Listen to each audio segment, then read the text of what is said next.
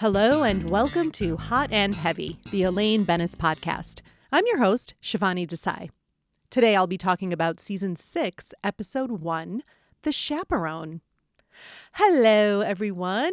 Welcome to Season 6. I'm so excited to get started on this season. Oh my gosh, we are entering, with each season as we progress, we're really getting into like peak Seinfeld. I think we've reached the peak. No, maybe not. I don't know. It depends. I guess it's all a matter of opinion. But certainly this season is full of really, really classic and iconic fun episodes. A lot for Elaine to do. We are starting this season with a big shift for Elaine, but I will get into that once we get into the episode. I just had some technical difficulties on a personal note. I could not figure out why my freaking recording software was not recording. And you know what worked? Good old reboot. Just got to shut it down and start it back up again.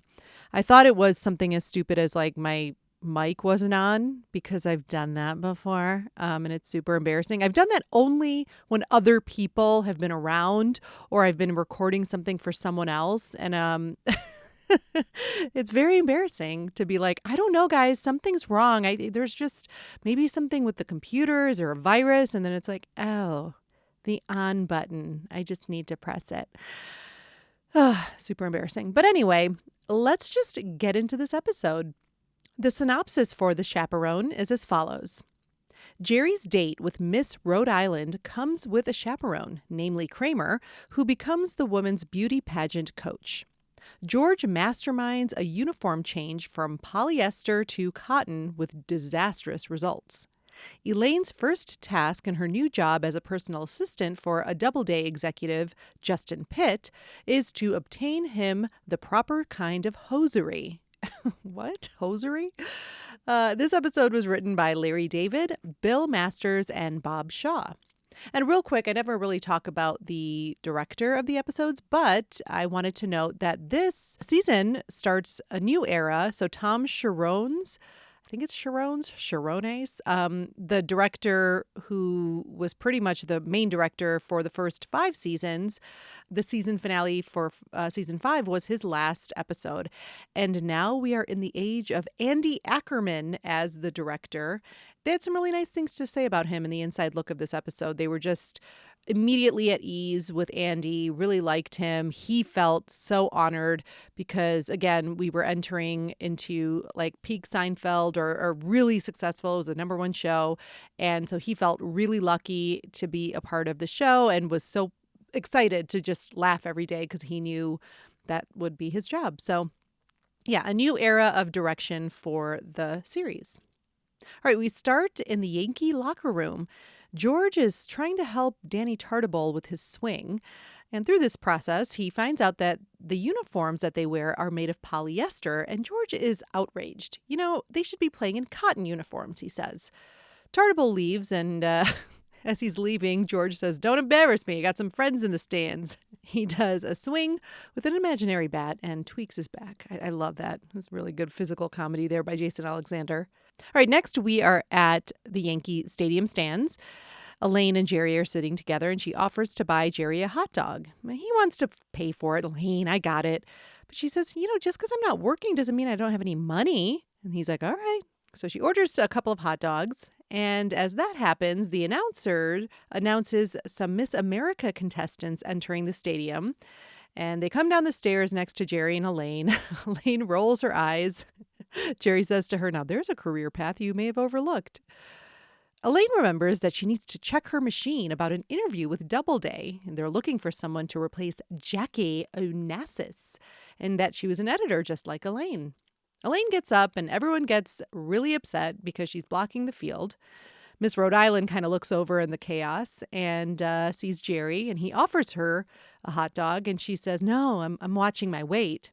And he says, "Oh, I'm watching my height. My doctor doesn't want me to get any taller." Ho, ho, ho, ho. And he asks where she's from. She's Miss Rhode Island. And he makes another joke. "I was almost Mr. Coffee. They felt I was too relaxed." Hardy har har, Jerry. Good lines. All right, so the actress who plays Miss Rhode Island, who is named Karen Hansen, is played by Marguerite McIntyre. Now, this was her primetime television debut, and she went on to appear in many series, including Vampire Diaries, Bones, CSI. She's also a classically trained theater actress, so contrary to the end of this episode, she has a beautiful singing voice, is featured on many Broadway musical soundtracks.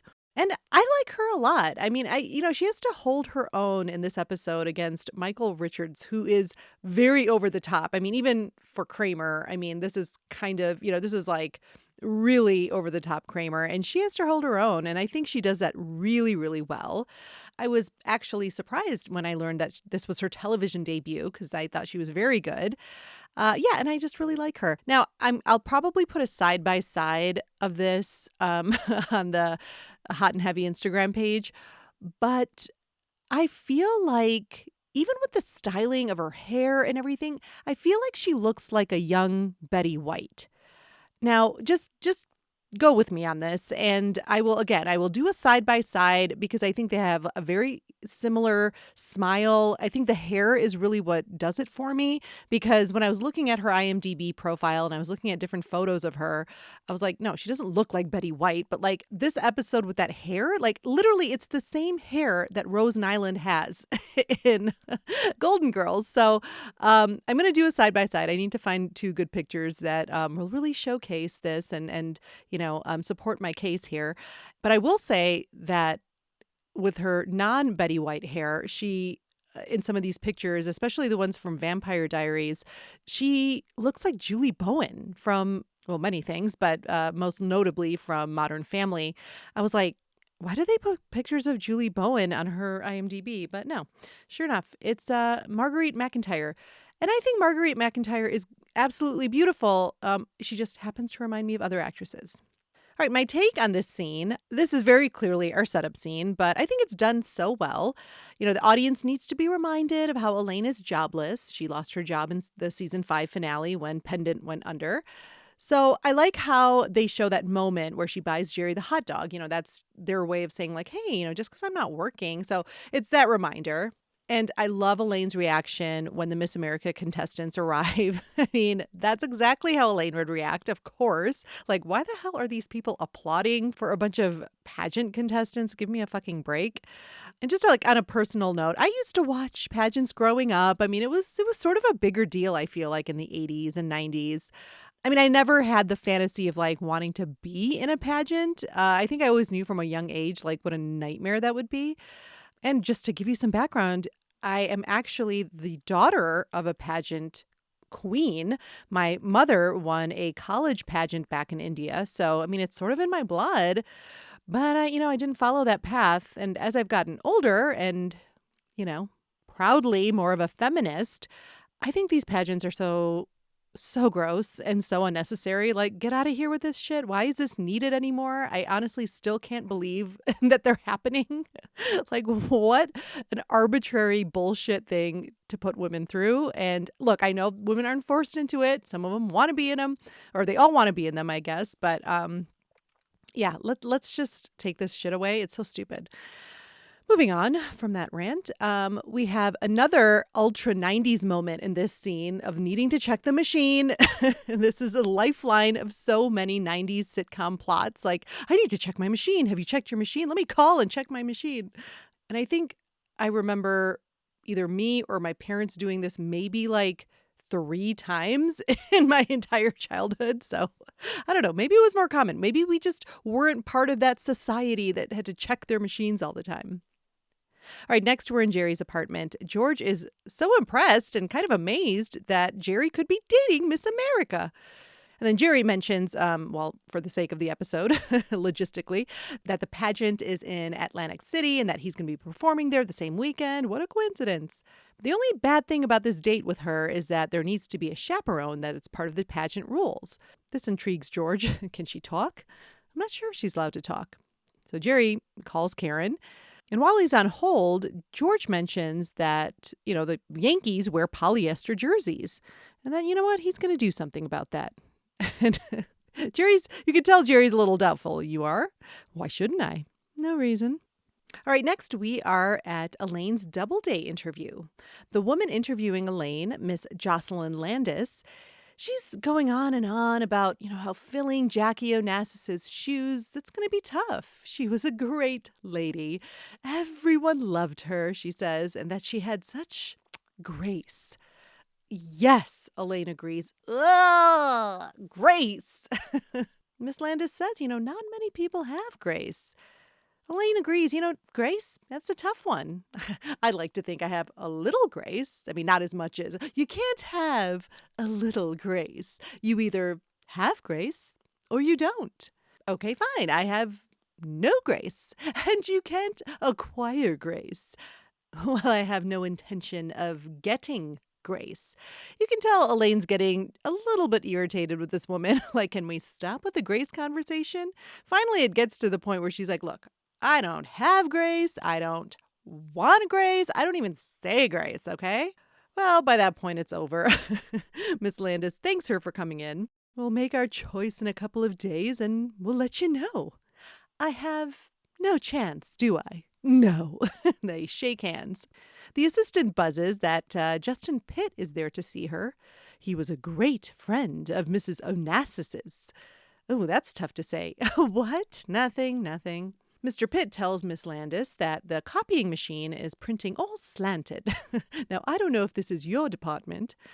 Well, then she introduces Justin Pitt to Elaine Bennis. He looks over and sees our Elaine in a scarf and big black sunglasses a la the style of Jackie Onassis, and he's entranced, very charmed. And Elaine says, I was a great admirer of Mrs. Onassis. The actress who plays Miss Landis is Gail Strickland. She has been a regular on many television shows and films since the late 60s, primarily dramas, which kind of shocks me because I think she is hilarious. I love her. Now, she'll come back in another episode where Elaine borrows her tennis racket, where she's even funnier. But I'll just to stay focused on this episode, I just love her. I absolutely love her. She's so perfect as this snobby, condescending, like fangirl of Jackie O. She's got that status and she just plays it so well. And I don't know if any of you noticed, but she's got a very unique way of speaking and just I've only seen her in Seinfeld episodes, so I don't know if this is a choice for Miss Landis, but she kind of talks like this, like she's almost coughing. For instance, I really noticed it when she says, we'll make our choice in a few days and we'll let you know. Like, I can't do it, but it's like this, like almost cough before every word. Just listen to it. I can't do it, but there's something about that just makes everything funnier. And that just might be her way of speaking, but at any rate, it works. So to wrap that up, I absolutely love Gail Strickland. My take on the entire scene, this is easily one of my favorite scenes of the entire series. Holy shit, these two women make me laugh so hard. JLD's performance here, she gets all the comedy, which of course I love. She's just masterful. She's trying so hard to impress Miss Landis, but she's just getting knocked down bit by bit with that grace conversation. And I love it because you really see Elaine go from like, oh my goodness, like so into this and really trying to impress her. And all it takes is like 3 or 4 comments from her about not having any grace and not being able to get grace.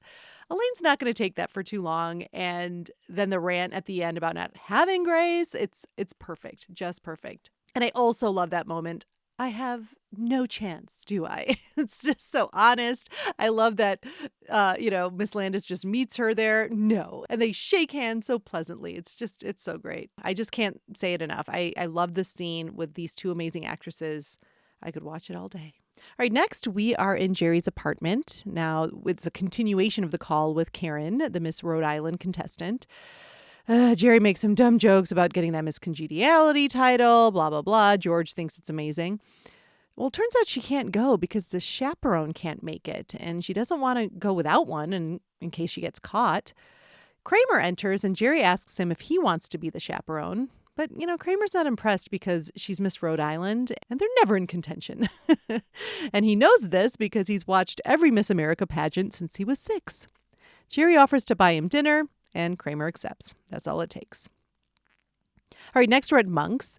Mr. Pitt and Elaine are at a booth, and he says, "The resemblance is uncanny." And then we cut to a shot of Elaine sipping her Coke through a straw with like squinty eyes. And he says, "Even the brown eyes." And she says, "Wow, a lot of people have brown eyes." Mr. Pitt says, "No, there's something else." And Elaine guesses, "Grace?" "Yes." "You think I have grace?" "Some grace." "Just some?" "Well, you don't want too much grace, so you won't be able to stand."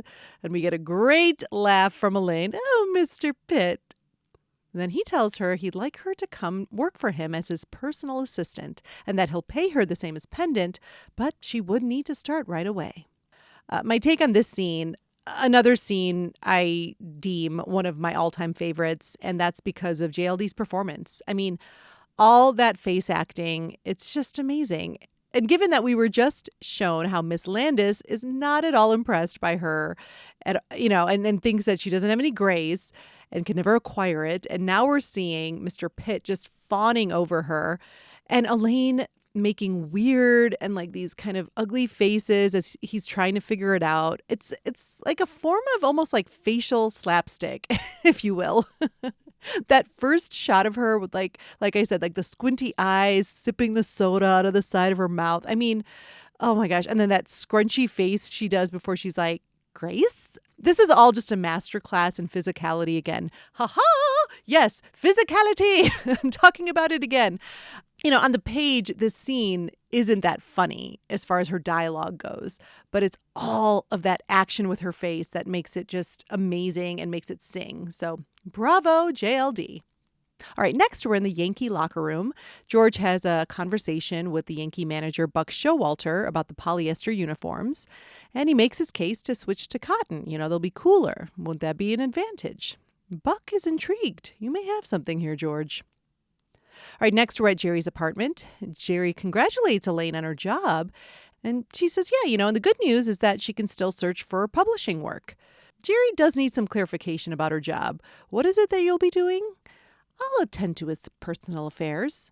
Like what? And then she tells him how she's going to have to look for some socks for him. White ones, like the ones you wear with sneakers. Hey, maybe you can pick me up some underwear. Elaine's like, oh, so funny. Kramer enters. Jerry then says, look, after dinner tonight, maybe you can just recede into the night, if you know what I mean. Well, Kramer is not going to do that. He's not going to let Jerry defile this woman. Meanwhile, Elaine's just enjoying all of this. I love the little smile she gives Jerry. Kramer goes on and on about how he won't let Jerry make a mockery of what the pageant stands for. And he doesn't let Jerry get a word in edgewise, and it all ends with both of them screaming in each other's faces. My take on this scene, there's not much to say. I like the interaction at the top of the scene. You can tell very clearly that Elaine's a little bit embarrassed about this personal assistant job. And in true Jerry Seinfeld form, he's not going to make her feel any better about the embarrassment. All right, next we are at the dinner with Karen, Jerry, and Kramer. Kramer is asking Karen all these interview questions like the ones they would ask in a pageant. She's really into it, though. She's answering the question. She says with world hunger, she tells him how she would solve it. Yeah, that's a hell of a plan. Then Kramer asks another question, and Jerry's so irritated. Kramer, that's enough. Kramer insists, she needs to know how to answer those questions. And she's pretty impressed that he knows so much about this. I mean, he even knows that the previous year's contestant should have taped her boobs together. And that, Karen's very attractive, but her waist is big. Come on. And she's like, no, please, go on. And he recommends a waist cincher. And Jerry's like, oh my God, I gotta go. So Jerry exits to go to the bathroom, and Kramer asks her what her talent is. And she says, magic? Well, he's thinking of a number from 1 to 10. She guesses 6. No, 5, but that was close. Then we see Jerry walking by the bar TV, and the Yankee game is on, and he overhears the announcers talking about the new cotton uniforms. All right, next we're in the limo. Jerry, he's just at his wit's end. Karen and Kramer are talking about the competition, just, going on and on about it. He asks what dress she's wearing, and she says, well, it's a red. Nope. He says it's a disaster. She's got brown eyes. She should be wearing a green dress. That makes sense. So they get to the hotel, and Karen then asks Kramer to be her personal consultant for the pageant. Well, he's totally interested, but he says it's my rules or nothing at all. I'm in your hands. Oh, good night, Jerry. She goes in to kiss Jerry, but Kramer puts an end to that. Then she gets out of the limo while Jerry is just glaring at Kramer. Then we see a shot of the limo and hear Kramer singing, "There she is, Miss America." Oh, shut the fuck up. All right, next we are at Jerry's apartment. Kramer enters and Jerry's like, ugh, well, if it isn't Mr. Blackwell. Oh, and the waist cincher, that was the topper. Oh, you're poo-pooing. Jerry says, yes, I poo-poo. Kramer is excited about his new role, though. He's going to take her to the top, and you can't stop her. Jerry's like, I don't want to stop her. You can't stop her, Jerry. George enters. He is excited because of all the positive reviews about the cotton uniforms. And then Jerry invites George to Atlantic City with him. Yes, I will go to Atlantic City. He's down. And Jerry wonders if Elaine wants to come. I think she's at Mr. Pitt's. I have the number. So then we cut to Mr. Pitt's office. She's presenting him with the socks. What do you think? No. You don't like them? What's wrong? She asks. They're too tight. There's no elastic. You need to pull too much. She looks down. She says, I think they look good. They're cutting off my circulation. Okay, she says, I'll just take them back. The phone rings. Mr. Pitt answers. We see Jerry ask for Elaine like a little kid. Hi, Mr. Pitt. Is Elaine there? He invites her to Atlantic City, says, we're going right now. Are you in? So she asks Mr. Pitt if it would be all right if she gets him the socks tomorrow. Oh, he was hoping for his new socks today. And she says, well, it's just one more day. No. He must have them today. She gets back on the phone and says, I can't go. What? Why not? Because I have to return the socks and get new ones? Elaine! I gotta go. My take on this scene, here we get the first taste of what Mr. Pitt will be like to work for. And, well, he's certainly going to be quite the quirky boss for Elaine. I love her reaction when he says he doesn't like the socks. She's like, what? What's wrong?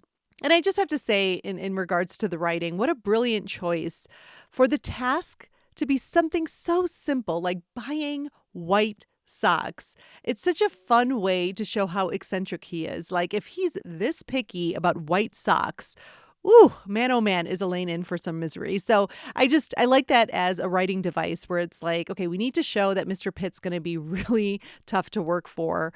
And yeah, if he's got all these opinions about white socks, I mean, it's just, oh God, now we know what Elaine's going to be in for. And I have to mention really quick, Ian Abercrombie, who plays Mr. Pitt, is just so wonderful. And he and JLD are very fun together. Such great chemistry. I mean, I just love everything about his performance, too. I mean, the desperate way where he's like, well, I was hoping for my new socks today. It's so funny. And, of course, nothing is better than choked up Elaine with her, I can't go. And then I gotta go. Oh, it's so great. All right, next we're in Karen's hotel room.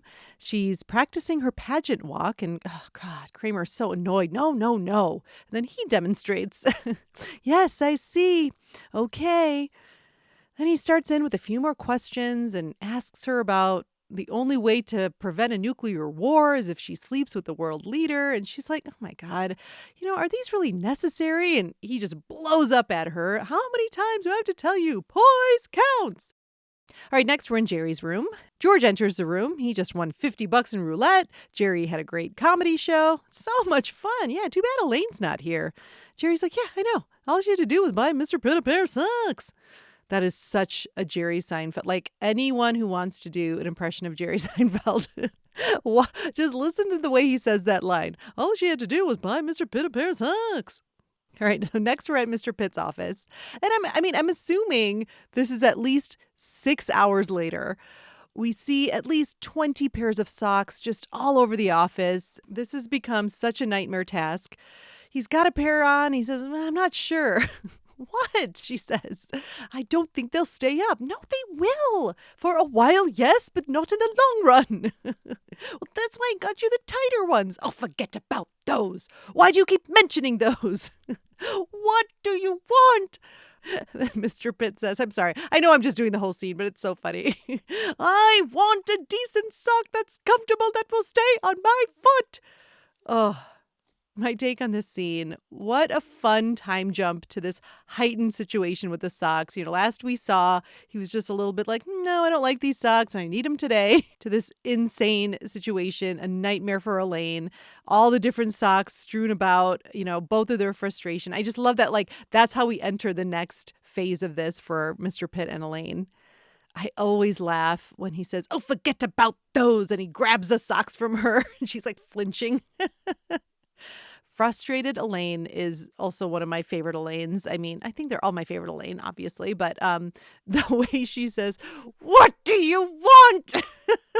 It's so over the top and dramatic, but this is where she is right now with the socks task. And that collapse to the ground is so wonderful, just like her head on the ground. It's so great. And this is our introduction. This is the setup to more fun that we're in for with Mr. Pitt this season. All right, next we're back in Jerry's hotel room. They cannot sleep, Jerry and George, because of these loud birds. Jerry then takes the ice bucket and pours the water from it over the railing, and, well, that shuts them up. In the morning, we're in Karen's room, and Kramer's at her door. Her doves are dead! Kramer looks out onto the terrace and says they were murdered. This was no accident. Then we're back up in Jerry's room. Kramer enters and says, that's it. She's out of the pageant. Well, they find out that the dead birds that Jerry killed were her doves that she trained for her magic talent. And of course, Jerry's like, hey, it was an accident. I didn't know. And Kramer's not going to give up. This kid is a fighter. And he exits. George comes out brushing his teeth. What was that all about? And Jerry explains that he killed Miss Rhode Island's doves with the water last night. George doesn't really care. All right, next we're at the pageant. We see Karen and Kramer backstage. She is very nervous. I've never sung before in my life. She gets announced and walks out and starts butchering her song, Most Unusual Day. Kramer's trying to, smile and encourage her. We see Jerry and George watching from their room, eating, and he says, I bet those doves were incredible. That's a shame. It's like watching an animal get tortured. Then they changed the channel to the Yankee game. Uh-oh, the uniforms shrunk. The cotton uniforms, not so good. Oh my God, Mattingly just split his pants. And now it's Jerry's turn to say, that's a shame. We're back to Karen singing terribly and almost crying. We see Kramer saying, poise, poise. All right, I'm going to take a quick break, and I will see you on the other side. Grace. It's hard to define, but you know it when you see it. And more importantly, you know it when you don't see it. Unfortunately, we are living in an age where grace is becoming a thing of the past. And I don't know about you, but that's not a world I want to live in. That's why I, J. Lee Landis, have created a program for anyone who wants to acquire grace, called Grace Yourself. I truly believe every single person has a reservoir of grace that's just waiting to be unlocked, and Grace Yourself will hand you the key. You will learn how to handle situations with grace, from greeting your neighbor to debating politics. Grace Yourself isn't just about learning these situational skills. It's also about letting go of your grace trauma with, yes, grace. My family was full of people who were just born with grace. So my obvious lack of grace caused me to be sort of an outcast. I tried so hard, but my mother always told me, grace is something you either have or you don't. It wasn't until I attended Grace Yourself that I realized how gracious they were. Grace Yourself is not just a 6-week course. It's a lifelong journey to accept that your grace is just as valuable as anyone else's, whether you were born with it or had to spend $499 to find it. Racial discrimination is a real thing, and I know that firsthand. My bigwig publishing sister Jocelyn was a rampant grace supremacist. But her hate only fueled my mission to steer our world toward glacial harmony. Sign up for Grace Yourself today at www.onassis.grace. Start your journey to a grace-filled life. Grace yourself. Just enough grace to remain standing. And we're back. There was an inside look for this episode. As I said before, Andy Ackerman started the season as the director of the show, and JLD had some nice comments. She said she just felt so comfortable with him right away. Within 10 minutes of meeting him, she just had this rapport. And, even like Larry David would kind of pull her aside and be like, how's it going? How's it going with him? And she was like, oh my God, this is a dream. She was just so comfortable with him right away. And that was echoed with the rest of the cast. Just like he really knew how to get in there and sort of quietly lead.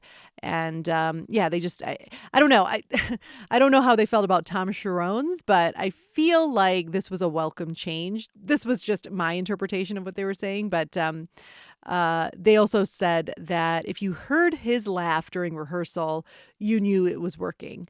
And I'm wondering if Tom Chaperones didn't really laugh too much, because Jerry Seinfeld in the Inside Look said that when they were considering Andy, he asked him, do you like to laugh? And Andy said, I love to laugh. And he's like, okay, all right, I like that. So maybe they just needed a director who laughed. JLD had some other comments about, working for Mr. Pitt, and she was really excited for this change for Elaine. She said that when they presented the idea to her about Elaine working for Mr. Pitt, she's like, oh, yeah, I think that'd be incredibly fun to sort of play this groveling assistant to a total nut job. She was really excited for the change. All right, speaking of Elaine and Mr. Pitt, there was a deleted scene, and so I think we were supposed to get this at the very end, where Elaine was watching the pageant in his office. So she's on the couch watching the pageant, and Mr. Pitt walks in and he goes, nope, these Q-tips are no good. They're wooden. They're not flexible. And she's like totally defeated at this point, and she says that's all they had. And he's like, but then you go someplace else. Are you telling me in all of New York they didn't have any flexible Q-tips? And she's like, oh my God, fine, I will get some, but can I finish watching the pageant, Mr. Pitt? And he says, no. So Elaine leaves in a huff, and Mr. Pitt turns off the TV because apparently Karen's supposed to be singing at that point. And he says, this is dreadful. And he turns off the TV. Now it's time to open up Greg's sack lunch. The first thing I find in his sack is his favorite scene and Elaine moments. So Greg says, I think other than George, my favorite character in the series for Elaine to play off of is Mr. Pitt. Their dynamic somehow works really well, as he is both condescending towards her, yet in admiration of her. And that juxtaposition is somewhat reciprocated by Elaine as their relationship unfolds through the season. When she asks him if she can go to Atlantic City and he says no because he needs his socks, that shaky, near tears voice of Elaine saying to Jerry that she can't go is one of my absolute favorite Elaine moments of the entire series. That was all caps, so that's why I said it like that. I love how Elaine is interviewing early on at Doubleday to replace Jackie Onassis and gives in on the Grace thing so quickly that she's visibly over this interview in moments, and yet still smiling when she says, I don't have a chance, and shakes hands goodbye. Jackie O had died only a few months before this, so it brought comedy to something that was very sad for a generation that she was beloved to. Elaine is never going to have the class of Jackie O, but then who would? Yes, I totally agree with all of this. First of all, the whole Mr. Pitt and Elaine dynamic. I talked a little bit about this before, but yes, what a gift. Ian Abercrombie is so wonderful. And in the Inside Look, I didn't mention this, but he said, he was interviewed in the Inside Look, and he said that, he was always afraid of doing too much. He didn't want it to be over the top or caricaturish. And Larry David was like, no, do it all. There's no such thing. So I think in that scene with the socks, he just really went for it. And of course it works. That's so funny you said that, Greg, because I did look up when Jackie O died, and she died in May of 1994. And this episode aired in September of 1994. So yeah, it was very soon after she died. Yeah, it's just so perfect. Like Elaine is being held up to Jackie O. I mean, I love Elaine and I have faith in our Elaine, but yeah, like an impossible standard, and Elaine's going to try and go up against it. So good. All right, next in Greg's sack is his scene swap idea. The Miss America contestant storyline that Jerry and Kramer get wrapped into is just okay to me. I trade some of this for more Elaine, Mr. Pitt stuff. George actually somewhat gets the least this time, as all the setup with the Yankee uniforms leads to just sort of one punchline when the cotton uniforms don't work out. I think that's why he had to be in the Atlantic City scenes, so that he's more included in the main plot. If you ask me, this episode should be called The New Job, that should focus on Elaine and Mr. Pitt. These scenes are funnier than absolutely anything else happening here. Totally. Yeah, the Miss America stuff's okay. I agree with that. And yeah, I mean, it's very rare for Jason Alexander or George, to have like the least amount to do in the episode. I do like the setup of, he's going to really make a name for himself at the Yankees with this, first thing he's going to do is just change everything with these uniforms. And I like the pie in the face moment. Like, nope, they all, they didn't work out. They all shrunk, and Mattingly just split his pants. I love the way that guy says that. But yeah, by far, Elaine and Mr. Pitt, that's the funniest of everything. Okay, I will say I do love the Kramer and Karen interactions too. I think that scene where he's trying to like teach her how to walk and the poise, that to me is really funny as well. But yeah, still not as funny as Elaine and Mr. Pitt. So it's just a wonderful thing that JLD gets the absolute funniest plot of the episode. All right, let me look around the sack here. Oh, extra thoughts by Greg. He says, this will sound mean and misogynistic, but is this what beauty pageant contestants look like? It's been a while since I've watched Miss America, but this actress looks more like the mom in an Activia commercial. And her acting skills, nor the fact that she's given any comedy beyond her bad singing voice, make up for it. Again, I'm not judging this beautiful actress. I don't judge. But Miss America? JLD is way hotter. Okay, so I think this goes back to my Betty White comparison. Her hair, it's like, this was 1994. This is not the stylish hair of 1994. I think, there was the whole pageant hair thing where it is kind of big and a little like maybe anchor womanish kind of, where it's like curled and whatever. But I totally agree. I don't think she's representative. I don't know why they styled her this way, bottom line. I have no idea. Because if you see the other contestants she walks down with at the Yankee game, they all have just like pretty hair. Like, it's not like this. I think it's the hair that really throws me off with Miss Rhode Island. But yeah, I think she does make up for it with her acting. She holds her own with Kramer, so I do enjoy her there. But yeah, I'm going to do a side by side. I'm going to work on that today because I really do think there's a Betty White connection. Oh, there's something else in Greg's sack. He says, also, who sleeps in a hotel room with a door wall to the balcony wide open with no screen? Shut the door and you won't hear the birds. Very good point. But then, we wouldn't have had the dead doves. And finally, in Greg's sack, he says, I have a love-hate relationship with this episode. Elaine's storyline is 10 out of 10. The rest is really pretty weak. Have Mr. Pitt show Elaine around his apartment and the artwork or something to just get more of them together. I guess I will, spoiler alert, I don't have a scene swap idea for this episode. I really do enjoy it as a whole. And I think there's a good balance with everything. I wouldn't complain about more Mr. Pitt and Elaine, that's for sure. Thank you so much, Greg. We always love your thoughts. And now it's time to close Greg's sack lunch. All right, my favorite Elaine moments from this episode, I feel like there's so much to choose from, which I love. But I have to say the scene with Mr. Pitt and that moment where she pulls a face and says, Grace? You think I have grace? Like, all those faces she makes in that entire scene, absolute favorite. A close second would be the scene with Miss Landis. I don't have grace. I don't want a grace. I don't know. That's also so fun because there you get a different thing. Like, the Mr. Pitt scene is very much like just making funny faces. Again, done so well and believably. But the scene before, you're seeing that arc of Elaine really trying to impress and being professional to just like it totally devolving to just her pretty much shouting at Miss Landis by the end. And my final notes. This is an incredibly fun Elaine episode. We have so much time dedicated to what Elaine's life and her new phase as Mr. Pitt's assistant's going to be like. This is really the introduction of a new phase of Elaine's journey. Ugh, why did I say journey? You know what I mean. A story arc, I guess.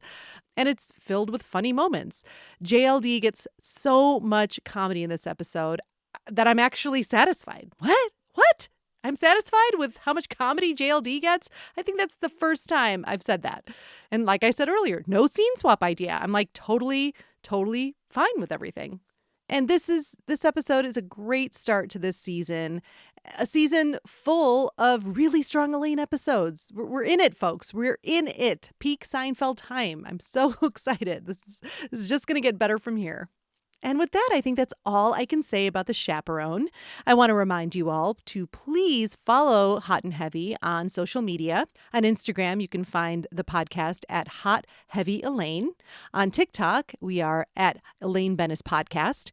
And if you want to email me, please do at elainepodcast@gmail.com. Thank you so much for listening, and I will see you next time.